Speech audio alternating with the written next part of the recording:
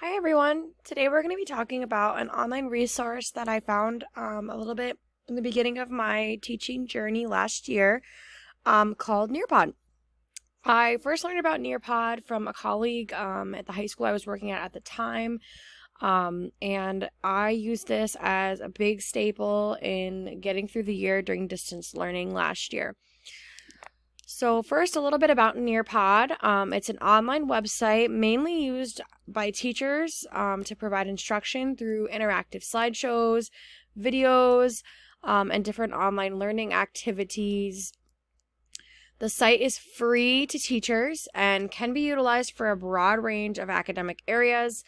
I'm currently in the process of switching districts, so I don't have access to my school email address, and I was still able, for the sake of the assignment, to create an account through just my personal Google without any issues or having to confirm my status as a teacher. So it's completely free. I haven't ran into any closed or premium, needs to sign up for anything using my own money. The thing I really like about Nearpod is that there are a lot of different academic learning resources, but there's also a really broad range of different social emotional learning activities. You can use what's in the Nearpod library, and I'll jump into that when we get to the demonstration at the end, or you can create and actually upload your own content. The really cool part about this that I think Nearpod offers is that students can interact with the slide. So instead of just having a slideshow like a Google slide, kids can type and be engaged and involved in the content that you're going through. So some uses, I've used for both of these different uses. I've done academic support. I used this during distance learning last year when I was teaching math online, which is really difficult when you're on a computer screen and you're trying to teach fractions and some of those skills where students really need to be able to see what you're talking about in an accessible format. I struggled a lot with the camera and not having the right background and having, the numbers look backwards to students. So it was a really helpful resource for me back then.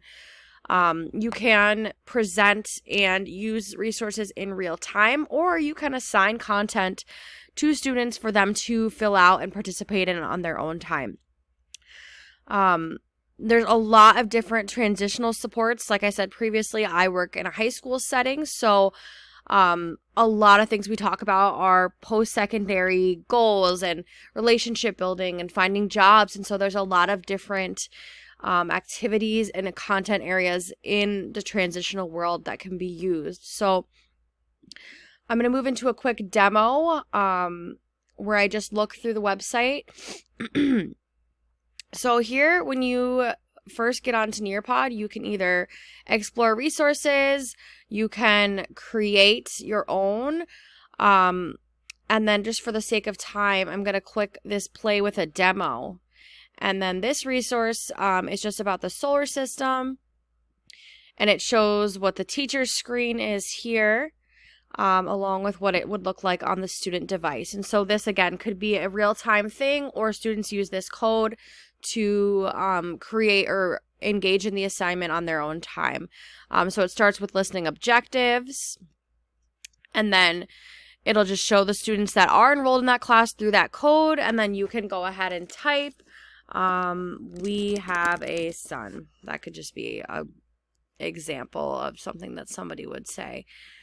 And then you have interactive activities like this one where students can match. In this case, it would be the words to the pictures.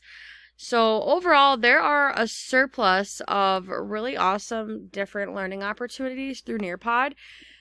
This was a staple in getting me through a really difficult time in the beginning of my career with teaching math online. I've recommended Nearpod to lots of my friends in the field, and I think it has a lot to offer.